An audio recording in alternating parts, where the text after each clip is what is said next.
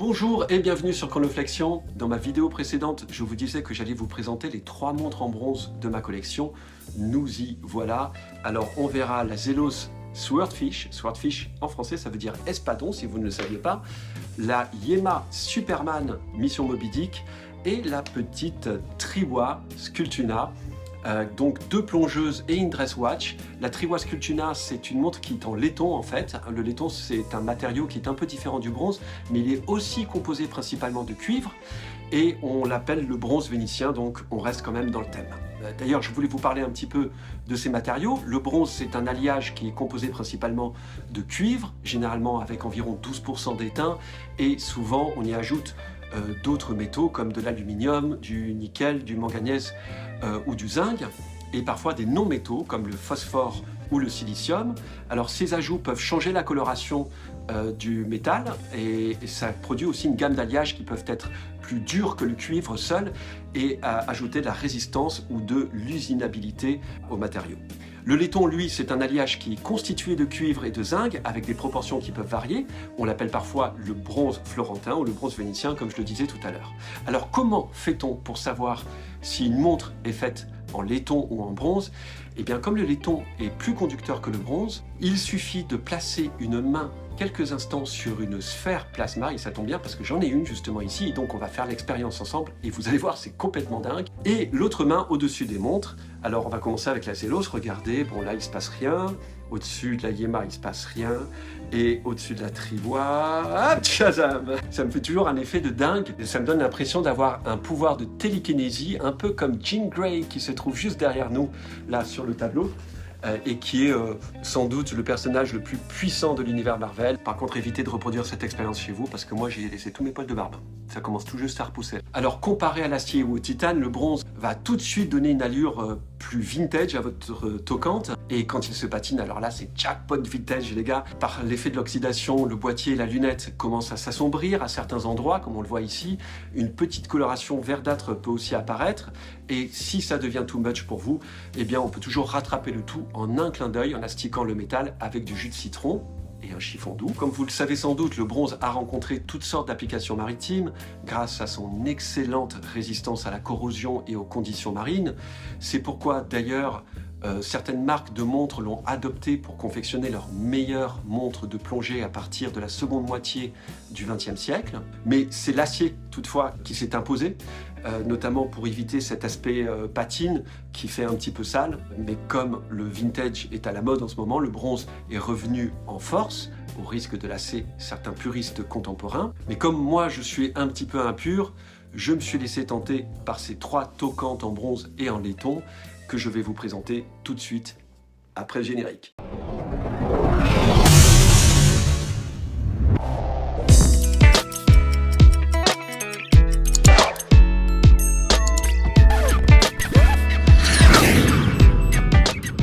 Alors je vous propose qu'on commence avec la Yema, qui est la montre qui a le plus d'histoire en fait, et qui sans doute aussi emportera le plus de conviction parmi vous.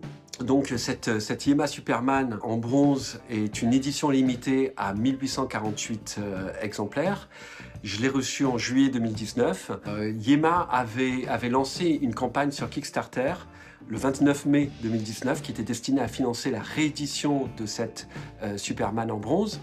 Et leur objectif financier était de 200 000 € et il a été atteint en 40 minutes seulement sur Kickstarter. Alors vous n'êtes pas sans ignorer que la Superman a été lancée, le modèle original, en 1963 par Yema, qui a été fondée par Henri-Louis Belmont à Morteau, et la maison a été fondée en 1948, ce qui correspond au nombre d'exemplaires qu'on a ici. Alors Yema a été racheté par un groupe horloger franc-comtois en 2009, et aujourd'hui, c'est Christopher Ball qui a pris en main la destinée de la marque.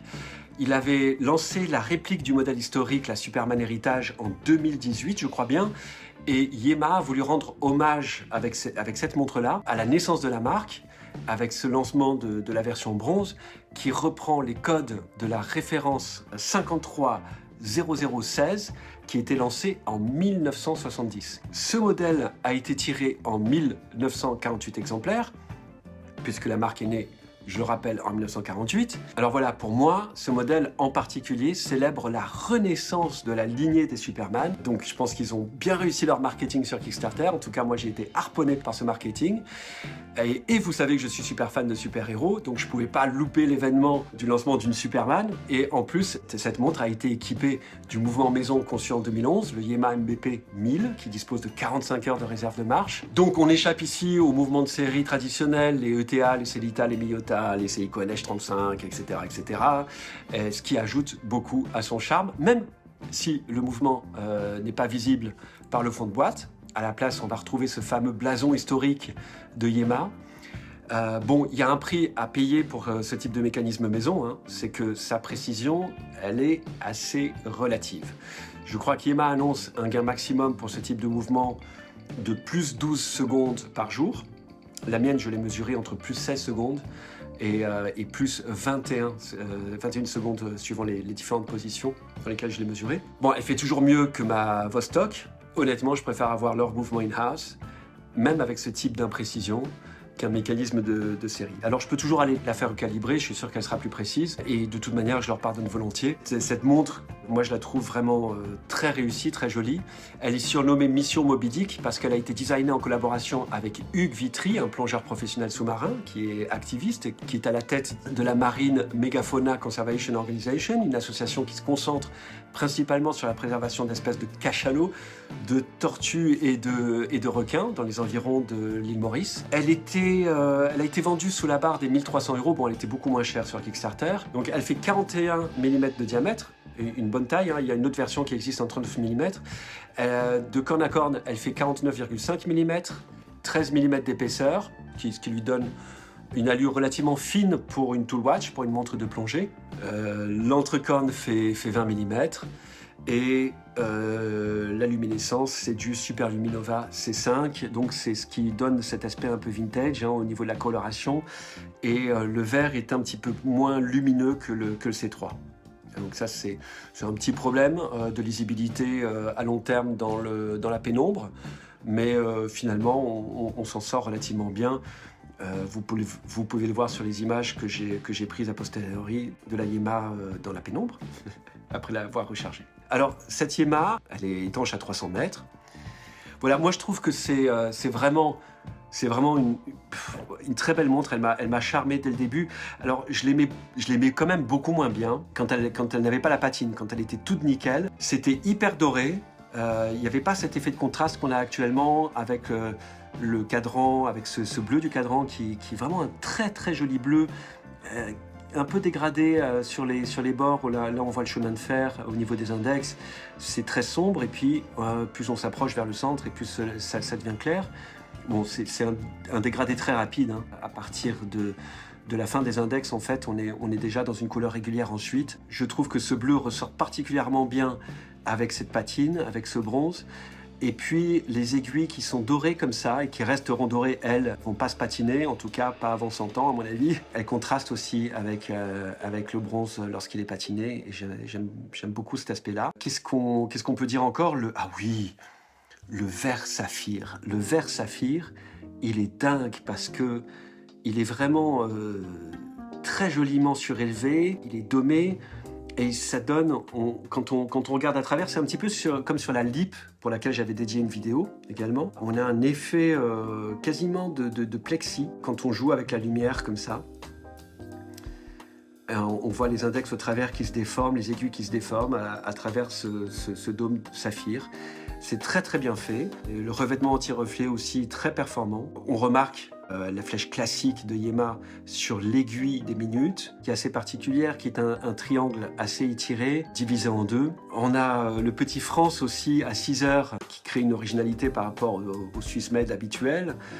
Ouais, je l'aime beaucoup, le blason est superbe, estampillé sur le fond de boîte. Moi je préfère un fond de boîte comme ça, qui est vraiment très bien fait, à un fond de boîte transparent, à moins que le mécanisme soit bien réalisé. Maintenant, le mécanisme, je vous avoue que quand on regarde le MPB 1000, quand on voit ce perlage, ce travail de perlage qu'il y a dessus, c'est presque un peu dommage qu'on ne puisse pas le voir dans le fond de boîte, mais bon, ça arrive, hein.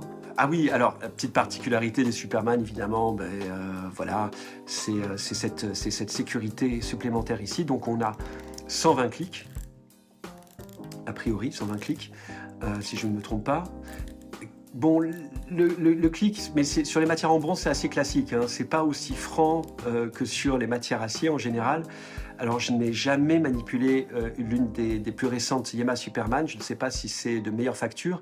Ici, on sent qu'il y a quelque chose qui résonne un peu différemment, sans doute dû à la qualité du métal, donc le bronze. Et ici, on a la sécurité supplémentaire. Lorsqu'on visse, on ne peut plus du tout tourner la lunette. Le sceau d'Yema estampillé sur la couronne. Très très belle montre, cet aspect patiné du cuivre. Là, je trouve qu'il est juste bien patiné. Plus, pourquoi pas, mais pas beaucoup plus. Et moins, là je ne le passerai pas au jus de citron, je vous avoue, parce que je trouve qu'elle est très très bien comme ça. Voilà. Le bracelet est en cuir, hein, manufacturé... alors je ne sais pas si ça c'est le bracelet Yema d'origine, ou si je l'ai remplacé, mais le bracelet d'origine était déjà très beau. Celui-là, je crois, était un peu plus sombre, et j'ai souhaité mettre un bracelet effectivement un peu plus sombre. Je trouvais l'autre qui était un peu trop clair à mon goût, me semble-t-il. Ils avaient fourni quand même un bracelet déjà très très chouette. Ils avaient livré également un atto, et puis un bracelet en silicone ou en caoutchouc, peu importe, en tout cas noir, que je n'ai jamais mis sur cette montre. Je pense que je vais garder ce bracelet en cuir là, ça lui va trop bien. Franchement, j'ai mis du temps avant de la faire patiner, et jusqu'à ce qu'elle se patine, je l'aimais bien, mais pas plus que ça. Pas plus que ça. Je suis ravi de la réalisation d'Yema, je suis ravi de leur renaissance. Le mécanisme, il y a sans doute encore des efforts à faire parce qu'ils garantissent une précision de plus 12 secondes et ils disent que ce qui est observé en général, c'est même plus 6 secondes. Moi, j'en suis loin. Donc là-dessus, il y a une petite faute et un petit défaut de contrôle qualité, sans doute. Je m'en fiche un petit peu. Je commence à être de plus en plus fan de Yema, de son esprit, de ce que Christopher Ball en fait. C'est pas des montres qui ont une qualité équivalente à celle de Rolex, bien qu'on disait, je pense à l'époque, que Yema était le Rolex français. Mais je pense qu'au niveau qualité et précision du mécanisme, on en est quand même encore assez loin, aussi au niveau de l'innovation. Mais ceci étant dit, Yema se défend. Bon, voilà. Après, voilà, en tout cas, ce modèle très joli. Très joli Revival. Bravo Yema. Alors, on passe à la Zelos. Alors, j'ai complètement craqué pour cette Zelos Swordfish. Le cadran, il est dingue, il est délirant. Cette couleur, c'est une sorte de dégradé, de turquoise. Bon, il est soleillé, hein, déjà, comme vous le remarquez, ce qui n'était pas le cas de la Yema. Et quand on joue avec, en fait, la partie sombre a vraiment une autre couleur que la partie qui est illuminée. Donc, on passe d'une forme de turquoise tendant vers le vert émeraude, vers un bleu marine dans les parties sombres. On peut vraiment jouer avec la lumière et ce logo doré de Zelos qui est estampillé à côté de l'index MIDI. Il est rose, il est de la même couleur que ce cuivre rose, hein, d'ailleurs. Ce cuivre est rosé, alors je ne sais pas quel est l'exact alliage dont il est fait. C'est pas un cuivre, pardon. C'est un bronze. Moi, je pense qu'il doit y avoir pas mal de cuivre dans ce bronze pour avoir cet aspect rosé, mais il y a peut-être voilà, d'autres ingrédients, d'autres éléments, d'autres métaux et non-métaux qui ont fait que ça lui donne une couleur beaucoup plus rosée que la Yema. Et bien, ce rose-là va tellement bien avec cette couleur bleue. Tellement bien. C'est hyper joli. Alors, aussi, particularité de cette Swordfish, elle est tirée à 25 exemplaires. 25 exemplaires. Voilà, on se rapproche de la pièce unique ici. Alors ouais, bon d'accord, il y a beaucoup de micro-marques tirent leur montre à très peu d'exemplaires. 25 exemplaires, ça reste rare. Cette montre, je l'ai reçue en septembre 2019. Elle était vendue sous la barre des 800 €. Elle était également beaucoup moins chère sur Kickstarter, évidemment. Elle fait 42 mm de diamètre, 48 mm de corne à corne, 14 mm d'épaisseur, un petit peu plus épaisse donc que la Yema, hein, et ça se voit tout de suite. Hein, elle fait beaucoup plus mastoc que la Yema en fait. On dirait pas qu'il y a qu'un seul millimètre de différence. Elle fait tout de suite beaucoup plus mastoc. C'est sans doute aussi parce que le boîtier a été travaillé de cette manière-là. La lunette est plus fine, ici la lunette est plus haute. Vous voyez, donc on joue sur différents éléments du boîtier, mais le fait qu'ils ont joué sur un boîtier plus épais, ça se remarque tout de suite sur le poignet. Et l'entrecorne, il fait 22 mm. Très belle montre. Alors d'autres particularités aussi. On est sur un cadran de type sandwich dial. Le cadran a été découpé pour laisser apparaître les index.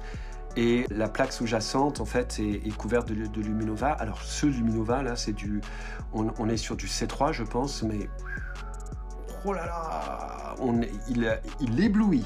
Vous pouvez le voir sur les images que je vais vous montrer là. C'est éblouissant. Et la petite trotteuse, elle, eh ben, je pense qu'elle est couverte de BGW9.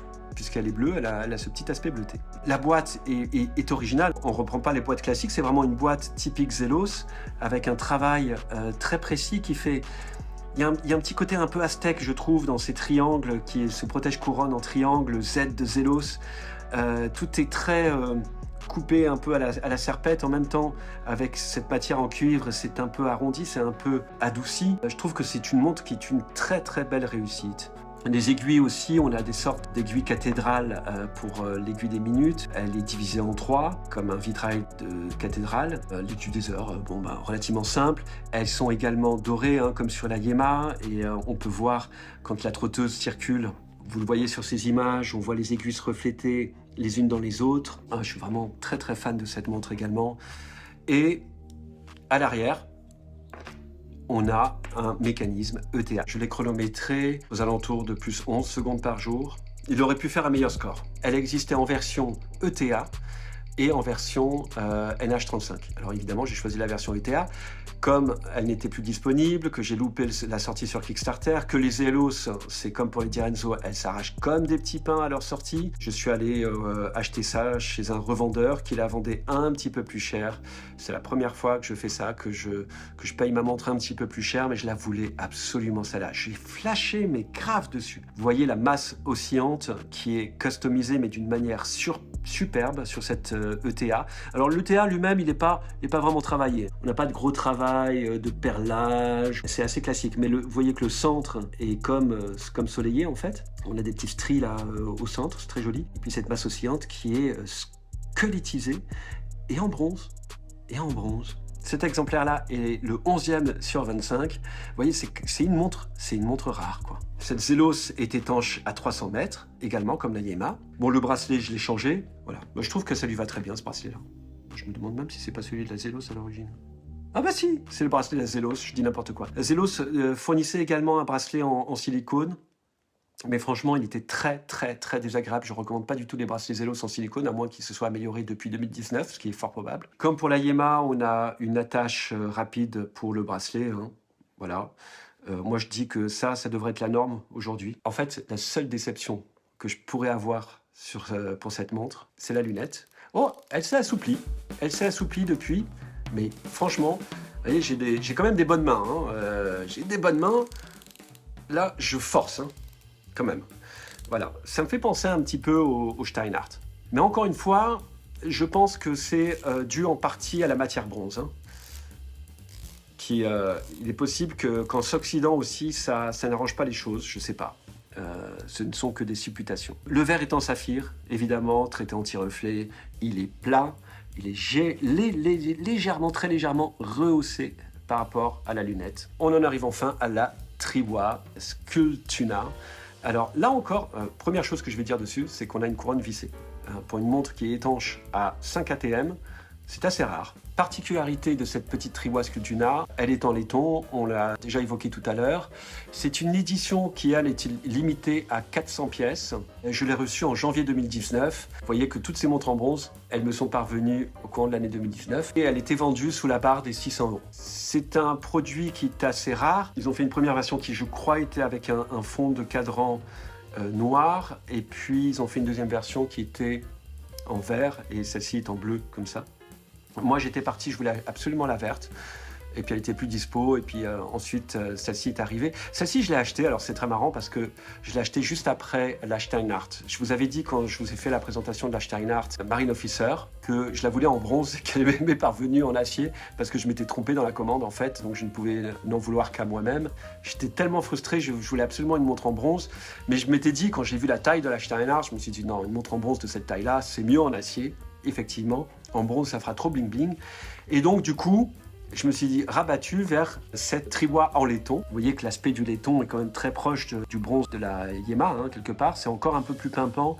Elle s'est moins oxydée, moins rapidement celle-ci, mais le travail du temps est en train de faire son effet, tout doucement. Au niveau olfactif aussi, ces montres, ce sont des montres sensuelles en fait. C'est ça qu'il faut que vous compreniez. C'est pour ça que moi je les kiffe particulièrement. Elles sont sensuelles à plusieurs égards.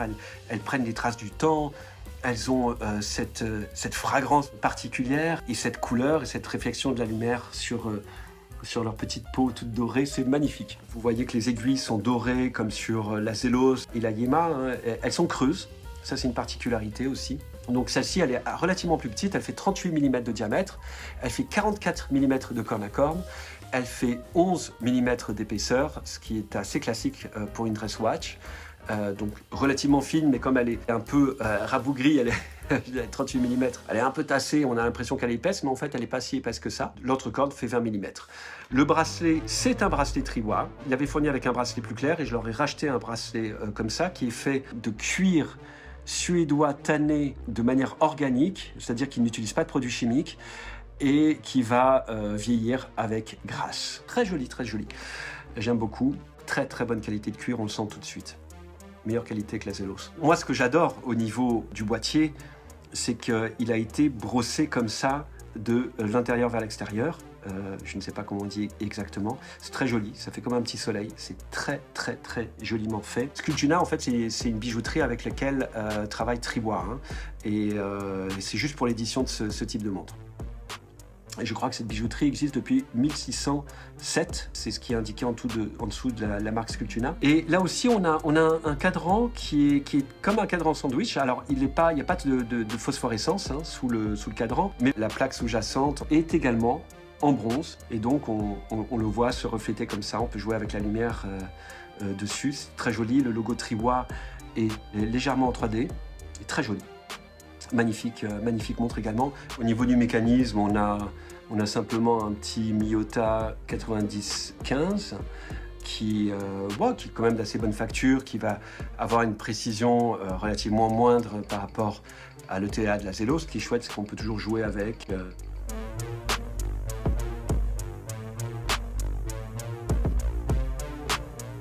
Il tourne bien. Le guichet date est très très bien réalisé. On voit ce cerclage en bronze qui est légèrement biseauté vers l'intérieur. Triwa n'est pas... ils font beaucoup de montres à quartz aussi. Ils sont pas... Leur réputation, c'est pas les montres mécaniques. Hein. D'ailleurs, bon voilà, on a du Miyota, tranquille, voilà. Petit Miyota. Cette réalisation avec cette bijouterie, elle est superbe. Et voilà, c'est l'une de leurs rares montres automatiques. Moi, je trouve qu'elle valait vraiment le coup. Elle est vraiment très très très distinguée sur le poignet. Je l'adore, je la porte toujours avec autant de plaisir. Voilà tout pour cette présentation de mes 3 montres en bronze et en laiton. Alors j'ai quand même très très envie de savoir laquelle de ces montres vous préférez et pourquoi, laquelle vous attire le plus. Ce que j'aimerais savoir aussi, c'est si vous possédez des montres en bronze, quelles sont-elles? Et sinon, quelles sont les montres en bronze qui vous intéressent, qui sont disponibles aujourd'hui sur le marché? On a évidemment des Tudor, des Panerai, des Oris, des IWC qui sont en bronze. Laquelle de ces montres vous intéresse? Ce serait très sympa de le partager avec nous dans les commentaires. À très bientôt. Au revoir.